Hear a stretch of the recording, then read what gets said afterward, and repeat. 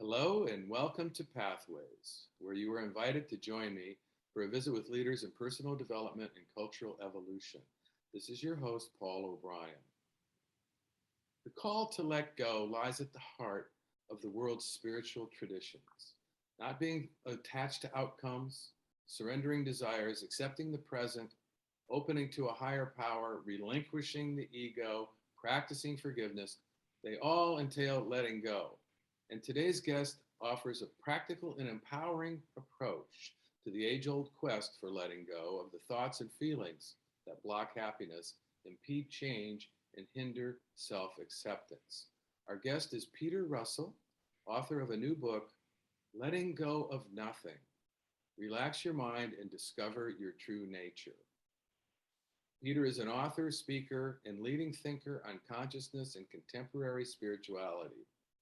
He believes the critical challenge today is freeing human thinking from limiting beliefs and attitudes that lie behind many of our problems, personal, social, and global. His mission is to distill the essential wisdom on human consciousness found in the world's various spiritual traditions and disseminate it in contemporary and compelling ways. Peter earned a first-class honors degree in theoretical physics and psychology, as well as a master's degree in computer science at the University of Cambridge in England. He also studied meditation and Eastern philosophy in India. He coined the term the global brain with his 1980s bestseller by the same name, in which he predicted the internet and the impact it would have on humanity. He is the author of 10 other books, including Waking Up in Time and From Science to God. And Peter lives in Northern California. Hello, Peter, and welcome to the Pathways Show. Hello, Paul. I'm glad to be here with you. Looking forward to it. Okay, so letting go. There's been a lot written on letting go, but what kind of letting go is your book focused on? It's about letting go of our beliefs and attitudes. It's really about letting go of the way we see things. I mean, where we get caught up is when we get attached to something, whether it's an idea or some object, possession or outcome or whatever it is. The mind gets attached to, I need to have it this way in order to be happy or whatever it is. And so what I'm interested in is how do we let go of the actual attachment in our mind? It's the grip. Our mind gets a grip on something. And so how do we release the grip? And the sort of normal approach to letting go that people have is they try to do it, and people say, oh, I tried to let go, I just couldn't do it. Or people say, oh, you've just got to let go, as if it's something we need to do. The approach I take is we are doing the holding on, we are doing the gripping, although we're not aware of it normally. And so it's really an undoing of the holding on. And when we do that, the letting go begins to happen of its own accord. I use the analogy of if you're holding a small rock in the air, you're holding it up in the air, you're gripping it. And if I tell you to let go of the rock, what happens, maybe in a fraction of a second, but you notice the grip, you notice the feeling in the muscles, how it feels, and you let the muscles relax and the rock falls. And that's the way I approach letting go. It's not something we have to do in itself, but when we notice the holding on, noticing how it feels, noticing the tension, noticing what's happening in the body and things, then the grip begins to soften and the letting go begins to happen. So that's the approach I take. So it seems like what we need to do is to let go of the mind, or this attachment to thought and emotions. Why do we, or let go? Because we identify with these things. So it seems Yes. like it's a pretty tall order to let go of the things that we use to define ourselves. Right, but it's not getting rid of them. That's important. It's not getting rid of them. It's letting go of how we relate to them, our attachment to them, the importance we give to them. Mm-hmm. So yes, that's important, because if we think of letting go as getting rid of something, then if it's an emotion we don't like that's getting in our way, we may tend to ignore it, push it to the back of our mind, not think about it. But that doesn't really help. I mean, it's still there and it still runs us. I mean, I think this is one of Carl Jung's insights. He said, what we resist persists. It's still there in the back of the mind running us. So rather than thinking of us trying to get rid of something, I take the approach of actually opening up really opening up, being curious as to what is going on in our thinking, but also, I think, as importantly, what is going on in our bodies. And so I reframe letting go as letting in and letting be. So the first thing we need to do is actually, if we're holding on to, yes, say it's some emotion, you're upset with somebody over something. To actually allow in, first of all, to allow in, there's some tension there. Notice how it feels, this upset, some tension. Notice what's going on in the body, being curious. You may feel, oh, my fists are clenched or something. But what else is going on? Just being curious. I think there's a lot of wisdom in the body. When we do that, we're beginning to relax the grip. The resistance begins to drop. And so it's a softening of the holding on that happens, and it's progressive, and it begins to happen more. And then then I say this after we sort of looked at the body, and let it be, whatever emotions, feelings are there in the body. Don't try to change them, just allow them to be. And so it's letting it in and letting it be. And then the same with the story. There may be a story in that case, this person did us wrong in some way, or they interfered with us, or they didn't behave like we wanted them to behave. Look at the story, what's going on there, just as we look at it and begin to see it for what it is, and begin to say, well, maybe, what was going on in their mind, that sort of thing. The story begins to soften as well. And so that's the approach I take. It's a softening of the grip, a softening of the holding on.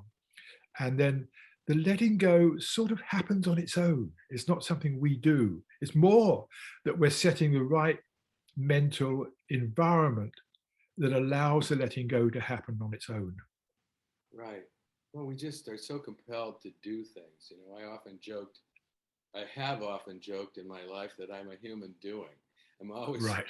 looking for something to do, and yes, that could be self-improvement, but it could be anything to occupy my mind. It's just so hard to do nothing. And this brings up the word nothing. And what does nothing in your title mean? Right. Nothing, actually, I mean, if you look at what the word nothing is, it's no thing. And so we normally take it to mean a complete absence of anything. The no thing, it refers to what I talk about as the way we are seeing it. So it's like whatever our experience is, we're seeing it through a certain mindset. You could say a certain lens. And that's what we're letting go of, is the way of seeing, which isn't in itself a thing in our experience. So, if you're wearing, say, blue tinted glasses, you see everything as blue. All the objects of your experience you see as bluish, but you don't see the blue lens. That's what you're seeing through. So the blue lens is not a thing that you're experiencing. It's how you're experiencing things. And I think it's the same when we get attached to something. It's not the thing in itself that we're letting go of. It's the lens is how we're interpreting it, how we're valuing it, but we don't see that. So the mindset, the lens through which we're seeing the world, is not actually a thing in our experience. It's how we are seeing it. So it's you can rephrase it as letting go of no thing. We're not letting go of things, we're letting go of how we see the things. So it's really about a change of mind in that sense. Yeah, and thoughts are really ultimately not things, or emotions are not things. So these are the things that we're letting go of, is identifying with these artifacts of the mind. Right. And you talk about the story aspect, and how emotions always have a story with them. And there's these voices in our head that consist of expectations and complaints and regrets and grievances and worry and so on. You call this the unobserved mind, and claim that it's responsible for most of the human-made suffering on the planet, both personal and collective. How do we stop doing this? It's just driving us all crazy, I think. It is, and that's really sort of why one of the reasons I wanted to write the book, to help people discover how they can begin to let some of these thoughts go. Because you're right, most of us spend like 24 hours, well, not 24, most of our waking life just going from one thought to another, planning something, getting upset about something else, doing something, but we're always engaged in the world. And some thinking is really necessary. I mean, I don't want to, say thinking's no good. It's absolutely valuable. It's what makes us human. It allows us to do so much to everything. But we also get caught up in a lot of thinking that's unnecessary. Like we start worrying about what might happen when I meet a friend tomorrow, if I met them, but it may never happen, or what I would say to the leader of my country if I was sitting there with him or her. We get into all these thoughts which are, they may be entertaining to us, but they don't serve us. And nearly all these thoughts have some element of discontent to them. We are creating discontent for ourselves. And so when we let go of a thought, and by letting go of a thought, what I mean is just to pause it. When I'm caught up in one of these, I call them silly thoughts, when I find myself caught up in some silly thought, I can actually choose to say, okay, that's not serving me. In a way, I know you're trying to help me. This thought isn't trying to, but actually you're not doing any good. And just to say, I'm not going to follow you anymore. Just choose not to follow the thought. And when we do, I notice two things. One, I become more aware of my environment, how I'm feeling, what's happening. The present moment begins to re-emerge in my awareness. But also I feel more at ease because I've stopped that particular little channel of discontent to actually feel better. And so that is a practice which I encourage people to do, is just to actually recognize when they are caught up in a thought and to realize we can actually have the choice. We don't have to follow the thought automatically on autopilot. We can actually choose to step back from it.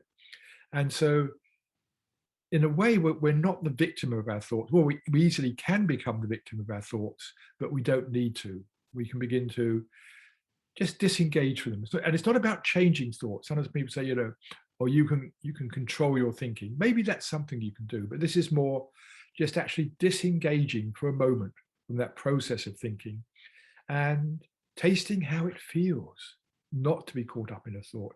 I mean, sometimes when I do this, I try to do as much as possible. I realize, my God, that thought was taking so much energy. I was so focused on that, and it's like, oh, wow. It's just, there's a sense of relief. I think it's the emotions that can really consume a lot of energy, and there's a lot of programs out there that leverage the law of attraction, which basically say you actually are responsible for your own emotions and you're creating your own reality as a result of being attached to your emotions and believing in them, and you have chosen to feel this way basically because you're choosing to believe something that you learned when you were 4 years old, like, for instance, there's something wrong with me, or I'm not lovable, or some belief like that you're not even consciously aware of. And so the technique that they teach is to focus on something that feels good, make yourself feel better. You can change your emotion by focusing differently.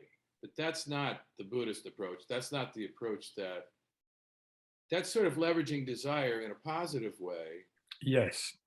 And there's a differentiation between desire and addiction, because you have to have desire to become enlightened. You have to have desire to practice any of these techniques. You have to have desire to meditate. But what do you think about what would you say about all that? That's certainly an approach, but as you say, it's a different approach from what I'm suggesting.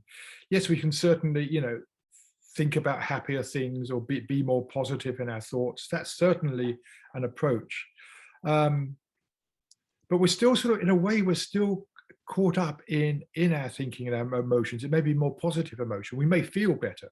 Right. But I think, when we actually let the mind relax, and that's just the subtitle of the book is Relax Your Mind. When you let the mind relax completely, we feel good inside. There's a natural feeling of goodness. Whereas if we think positive thoughts about something, that's what I call conditioned happiness. Happiness is dependent upon what we're thinking, what we're feeling. But I think, deep down, there's an unconditional happiness, which is just, it's how we feel when everything is okay in our world, when there's no threats, there's no danger, and needs are satisfied, when everything is fine in our world, we feel okay inside. It's just there's a natural state of contentment. I call it natural mind, which gets veiled by all our thinking and procrastination, or even by all our thoughts about good things. Even that is veiling this just natural state of contentment. So my approach more is actually, you know, stepping back from all of that stuff we get caught in and beginning to notice that unconditional state of contentment that's there. It's kind of hard to ignore the problems or the threats that seem very real. I mean, external things like climate change or social unrest or you know that kind of thing. What do you say to that? I'm not saying we should ignore anything. I mean, it's by yeah, I mean, let's take climate change. I mean, it's a very serious issue. I think it has become more and more serious, and humanity as a whole, or whether it's organizations, corporations, governments, ourselves, we need to we need to change our ways. As individuals, you look at how can we consume less oil, or whatever it is. We're all involved in it. So it's certainly something that needs our attention, needs our thinking on a collective level, but also on a personal level. But then, how much do we actually then worry about it unnecessarily? So doing something about it, deciding what to do is important, but we also worry about, we worry, we get anxious, we get upset.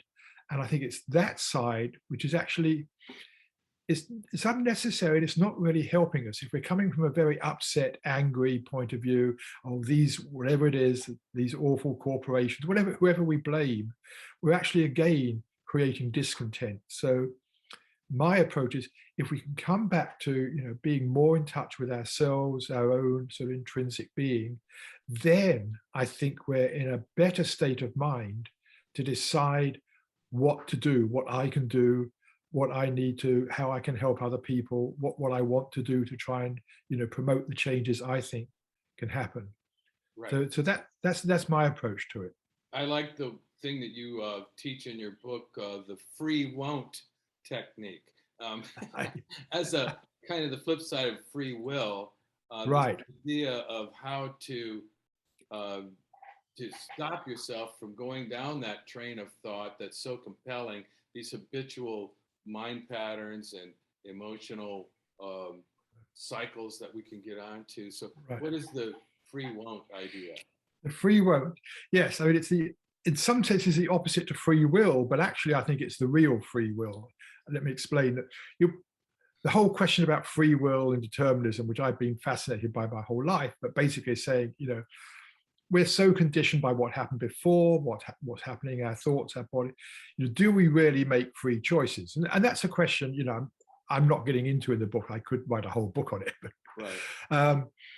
But I think there is one area where I really do think we have free will, and that is what I was talking about earlier. We have the freedom to choose not to follow a thought. So it's free won't. For me, it's like saying, okay, I won't go there. This thought may be triggered by situations, whatever it is, my past, to say what happened 4 years ago, or when I was 4 years old. Free won't is I'm saying, okay, I'm choosing not to go there. I won't go there in my mind. So that's the free won't. And in a way, when we're doing that, this is sort of a twist on the term free will, we are freeing our will from the dictates of all our ego thinking and what's happening in our conditioning in society. We're actually freeing our will from all that conditioning by choosing to say, I won't go there in my thought. And that, I think, is, as I said before, I think that is that helps us in terms of, if we can free ourselves from following a certain thought, we don't afterwards have to sort of, oh, I got so caught up in that, I did this, I shouldn't have done that. We can actually save ourselves getting into trouble later. Yeah, but Also, then what do you do? You talk. What do you do with your mind? What is the best relationship with your mind? What's the best thing to have your mind do? Okay, you do a free won't thing. Okay, I don't want to think about that, because if I think about that, it's going to be something that then I feel like resisting, and resistance causes suffering. So what do I do? This is Then a you, typical yeah, thought sequence that I have. And yeah. Then it's not about then you don't do anything or you don't think anything.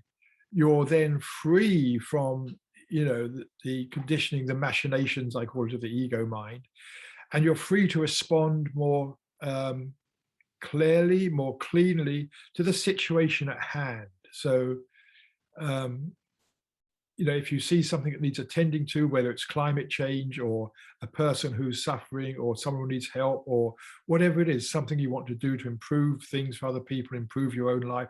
There's so much we can do in the world, but you're free then to, in a sense, decide what is the most appropriate thing here. So it becomes a more spontaneous right action that's coming from your inner being, from your deeper wisdom, rather than from all this conditioned thinking.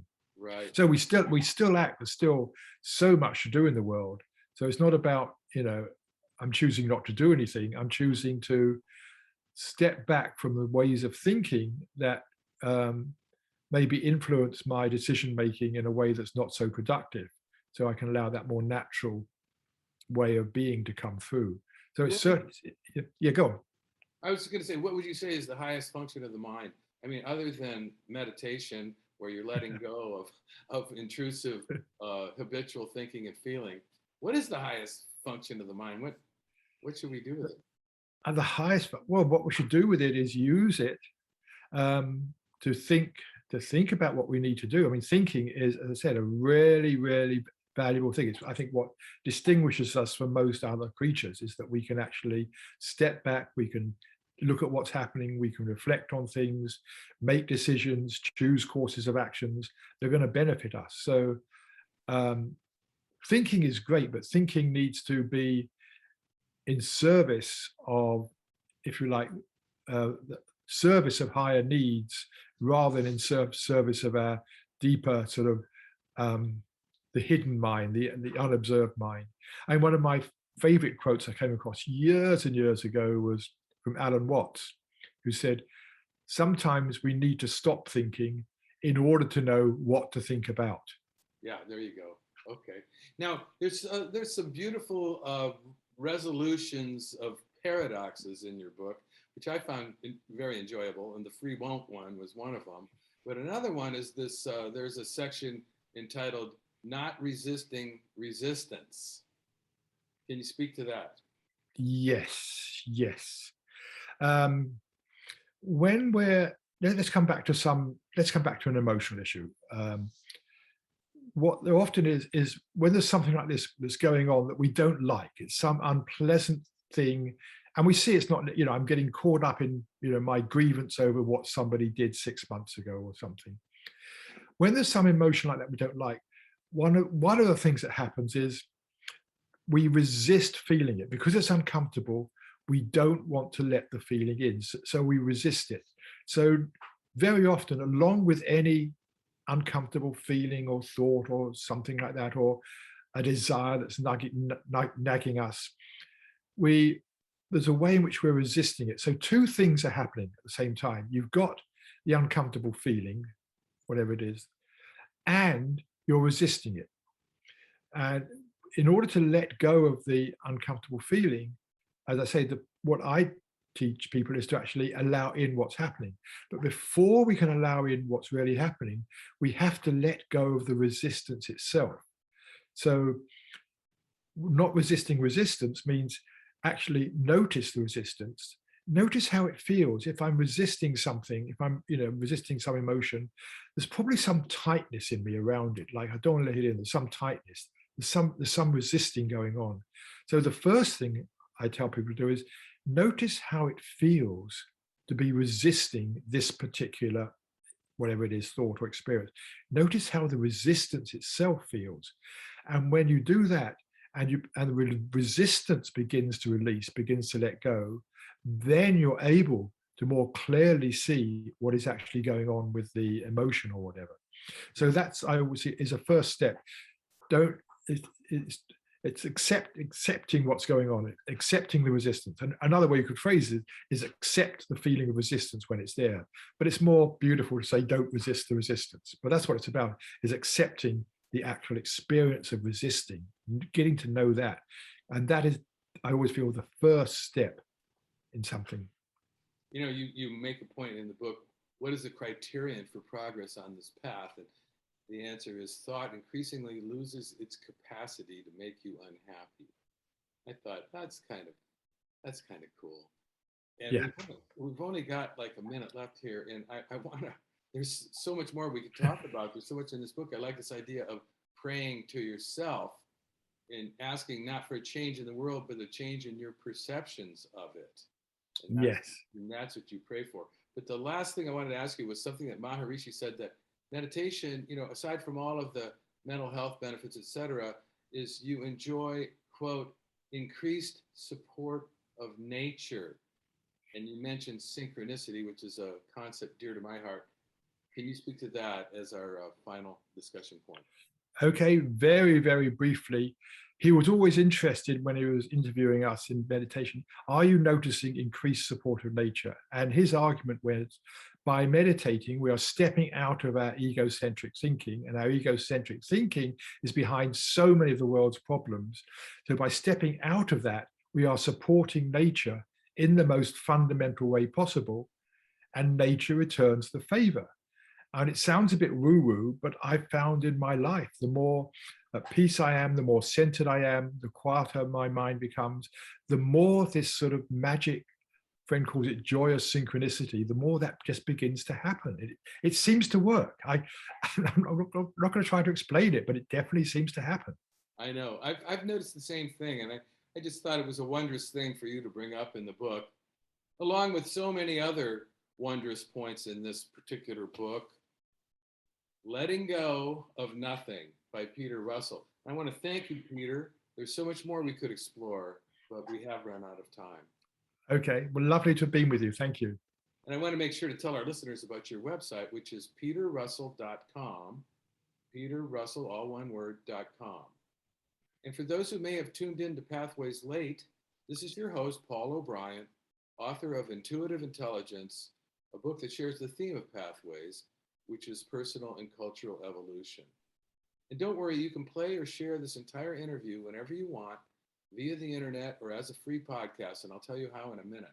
Today we've been visiting with Peter Russell, author of Letting Go of Nothing.